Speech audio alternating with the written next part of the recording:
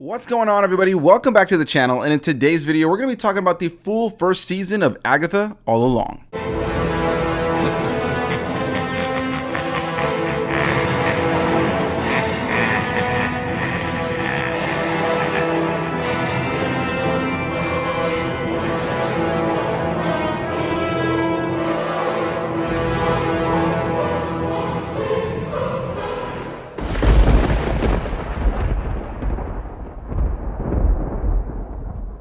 Coming from the mind of Jack Schaefer, Agatha All Along once again stars Kathryn Hahn as Agatha Harkness, as well as people like Joe Locke, Sashir Zamata, Ali An, Patti LuPone, and many more. So a little over a month ago, when Agatha All Along's first 2 episodes were premiering on Disney+, the kind folks over at Disney sent me over the first 4 episodes to review here on the channel.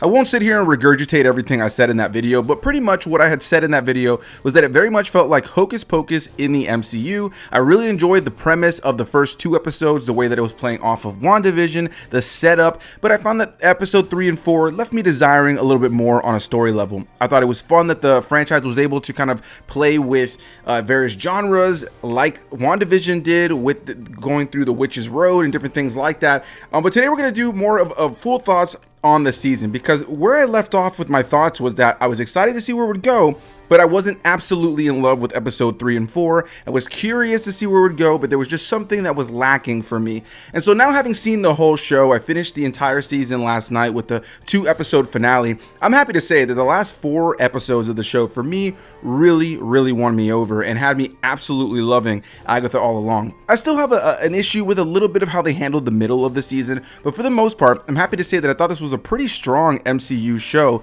that really won me over in those final few episodes, and did, I think, what a lot of people are asking for in the MCU. You a lot of times hear criticisms that it's like, I have to watch everything in its mother in order to watch this one installment to understand what's going on, or there's this other criticism that there's all these different storylines, all these different movies, all these different shows, and it doesn't really feel like a lot of them are paying off or connecting to things, and it feels like, what am I watching this for if there isn't that connectivity that makes the MCU exciting? And I think that this show does a really great job of being its own thing, having its own contained overall story and tone, but very much playing off of things that have come before and expanding upon those stories in a lot of ways, while also introducing some new characters from the comic books that people haven't seen in the movies or on live action yet, and being able to play off of them in a cool and interesting way. For anybody who hasn't seen my previous video, or maybe you haven't even watched Agatha All Along, I will say that I will talk spoilers on the back end of this video, but before we do all that, let's get into what this show is all about for anybody who's not familiar with the show or hasn't watched an episode yet, and then we'll get into my thoughts on the various characters and actors in this show, and just wrap up my thoughts on the show as a whole. Agatha All Along takes place several years after the events of WandaVision, and while Doctor Strange in the Multiverse of Madness is technically the first installment in the MCU to play off of WandaVision, with Wanda being the main villain of that movie, this show takes place right after, and we're once again introduced to Agatha, who at the tail end of WandaVision was put under a spell where she was believed to just kind of be this neighbor. In her own mind, she thought she was just a neighbor in Westview and that she was going to be this powerless witch now. At the very beginning of this show, though, she gets that spell broken and now is powerless and seeks out a group of witches to go onto the fabled Witch's Road. A fabled road that allows you to go into like this metaphysical place that only witches can go to. They have to sing this ballad in order to open up the Witch's Road. They then go through the Witch's Road and go through a various set of trials that are all specific to each of the individual witches that are part of this coven. And the overall idea of the Witch's Road is that if you get to the end, if you get through these trials, you're able to unlock power that you've lost, get answers to questions that you have, and whatever you desire, essentially, you will be able to uncover by the time you get to the end of the Witch's Road. So at the very beginning of the show, Agatha is powerless. She puts together this group of witches as this coven. They go to the Witch's Road alongside a teenager played by Joe Locke in the show, who we immediately learn has a sigil placed upon him, which is essentially a spell that doesn't allow him to tell any of the witches what his name is or anything about him.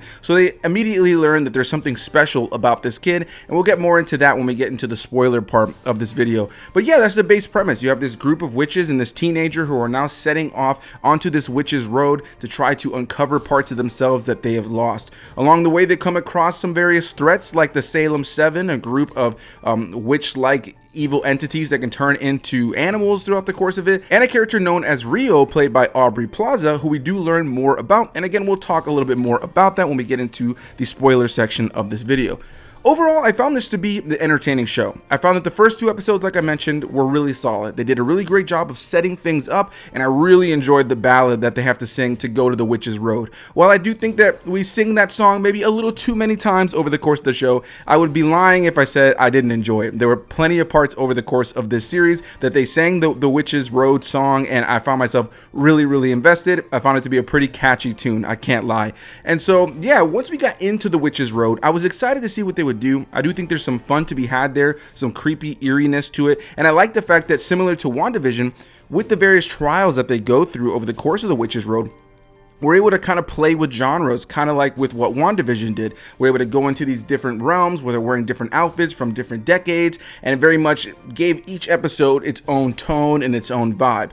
Where I kind of struggled with this show was that I thought that episode 3, 4, and 5, while they were entertaining, I felt like they just didn't have enough meat on the bone narratively for me, and I felt like we weren't pushing things as far forward as I wanted them to when it came down to these characters. I didn't really find myself overly emotionally connected to the characters, and I was only ever really mainly interested in Kathryn Hahn as Agatha Harkness, who I think is phenomenal in this show. I think her performance is once again top tier like it was in WandaVision, and I think here more so than in WandaVision, which makes sense because this is her own show, she truly becomes Agatha Harkness. And Agatha Harkness is a character from the comics, various TV shows, and video games that I've always really enjoyed, and I feel like, I was excited to see them do more with her, and I think that Kathryn Hahn 110% understood the assignment. But as time went on, she was the only one I found myself really into, and even a character like Teen, played by Locke, I wasn't overly invested in him. I kind of found him to be a little bit cringe when he was first in the earlier episodes in the show, but I'm very happy to say that from episode 6 and on, the show really picked up for me. It started to feel like there was sort of more meat on the bone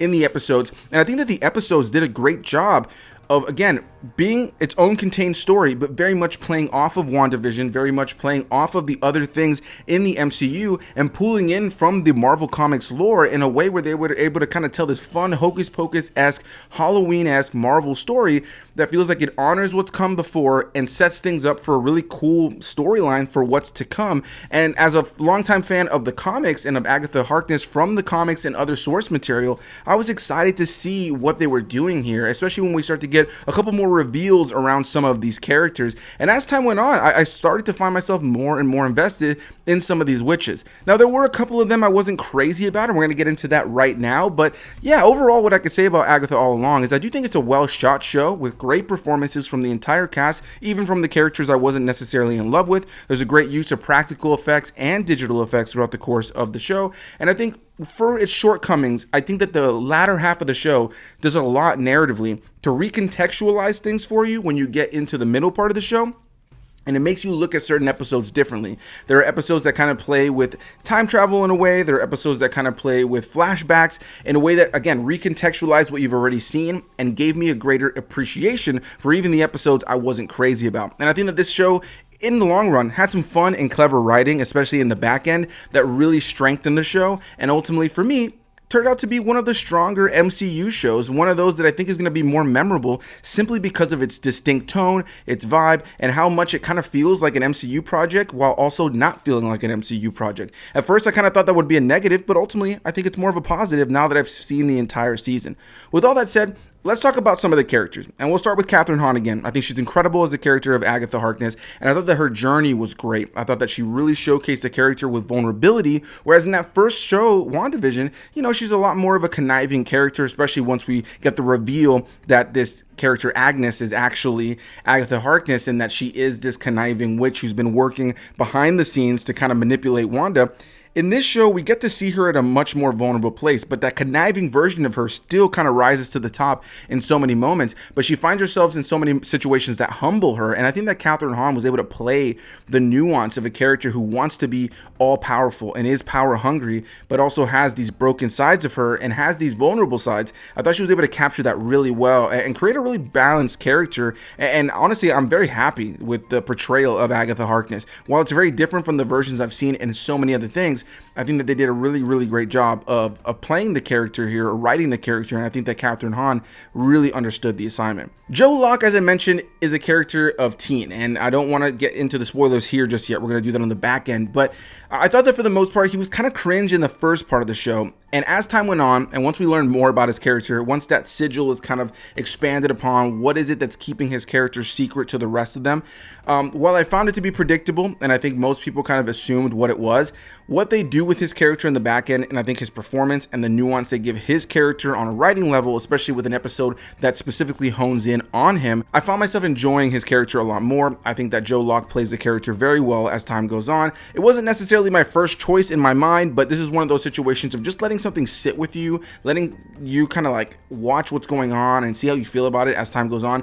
And as the time went on, I found myself more and more invested in his character and what they chose to do with him. Now, a couple of characters that I wasn't crazy about over the course of the show are characters like Jennifer Kale, played by Sashir Zamata, and Alice, played by Ali An. I thought that the two of them were entertaining, but there just wasn't much about them that I felt really gripped me. I didn't think that they gave them an abundance to do, especially the character of Alice. If anything, I would say the character of Jennifer has more to do. There are moments I cared for her character a little bit more. There are moments of levity with them that I did enjoy.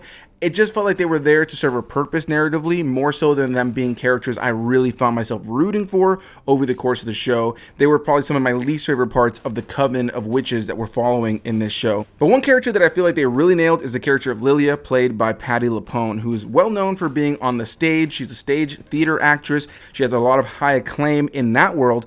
And so her performance here is great. There's a sense of theatrics because she is playing this witch that has all these different layers to her, so she is kind of hamming it up at times, but they do a lot to kind of give her nuance as well. And she has an episode that really hones in on her character as well, and it's her character's abilities and what they do with that, especially in a later episode that hones in on her, that I think really adds to the recontextualization of a lot of the episodes and what you've seen with her in the earlier part of the show. And by the time we get to the later part with her character, I found that they did a lot to really make her an exciting and interesting character to follow, and a lot of her scenes become some of the most important scenes in the entire show, even if you don't really know that they are. And eventually, once you realize that they are, I thought that it was really well done what they did with her, and I think that Patti LuPone plays the character really well. And then, like I mentioned, you have Aubrey Plaza in here as the character of Rio, and I won't say too much here. We'll get into the spoiler section in just a moment, but I found that she was a fun addition to the whole story here.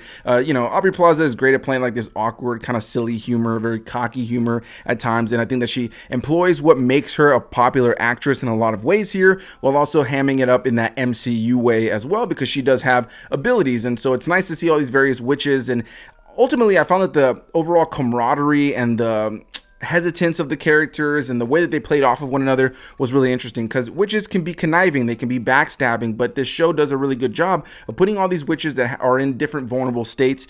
They're not who they used to be, and so they kind of need each other, but they don't always want to be there for each other. Some of them are more caring for one another, some of them are a little bit more conniving and a little bit more backstabby, and so that dynamic and the characters not always knowing if they can trust one another or like each other, but then they have moments where they start to like each other, but then they might turn on each other again. That overall dynamic I thought was really exciting to watch, and I think that all of these actresses, despite me loving what they did with them on a narrative level or not, do a good job of playing off of those moments really well.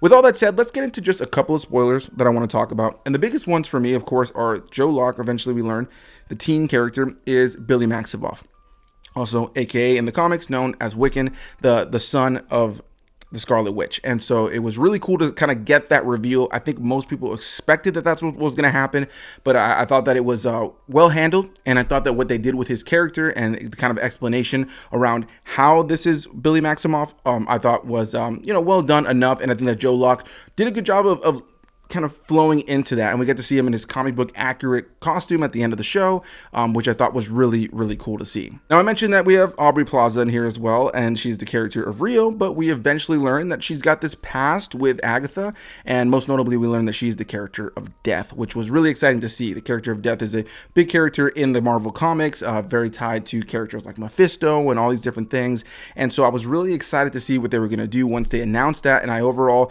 really enjoyed how Aubrey Plaza played the character. I think that she was able to kind of tap into the sinister, but also sometimes vulnerable nature of the character. The character in the comics a lot of times is able to look menacing and frightening while also looking like, a beautiful woman at the same time. And so I think that they did a good job with the overall looks and the costume once we know who she is, and some of the CGI effects to kind of give her that skeletal look on her face while retaining her eyes, to give her a really cool look. I thought that for the most part, she captured the essence of who Death was. And if you would have asked me a year ago, hey, do you think Aubrey Plaza should play Death from the Marvel Cinematic Universe? I would be like, absolutely not. But this is one of those situations of just being able to see what creators did, and I'm honestly really happy with the decision they made there. And now with the show over, I'm really excited to see where they go moving forward when it comes down to Agatha and with Billy Maximoff. They set off for a new adventure. I'm excited to see what comes from that. It was cool to see Agatha in this new state at the very end of the show. If you've seen the show, you know what I'm talking about. And I just recently played through Marvel Midnight Suns, the video game. So she was a big part of that game in that state as well. So it was cool to kind of recently have experienced Agatha in that state as well, even though that is a big part of the comics as well. And to be able to see her like that here in this show as well, I'm excited to see what they do. I think that this show did a great job of being contained in its own way, while also playing off of the things that have come before and setting things up for an exciting future. So yeah, overall, I really enjoyed Agatha All Along. I think it's worthy of your time. I think if you're a Marvel fan who was kind of iffy on it, you might have a couple of episodes that you're like, I don't know if I love this, but I would say watch the whole thing, and I think you'll find yourself enjoying it way more than you think. And I think that because it feels so unique within the MCU, it certainly deserves people at least giving it a watch and giving it a shot to see if they like it or not. And honestly, as somebody who was kind of falling off in the middle, I'm happy to say it ramped back up for me, and I really enjoyed it by the time we got to the end of the show. So that's going to be my thoughts on Agatha All Along. Thank you guys for watching. Hit that like button if you guys enjoyed the video. Comment some thoughts. Did you enjoy the show? Did you not enjoy the show? Whatever the case may be, I'll see you beautiful people in the next one. Bye-bye.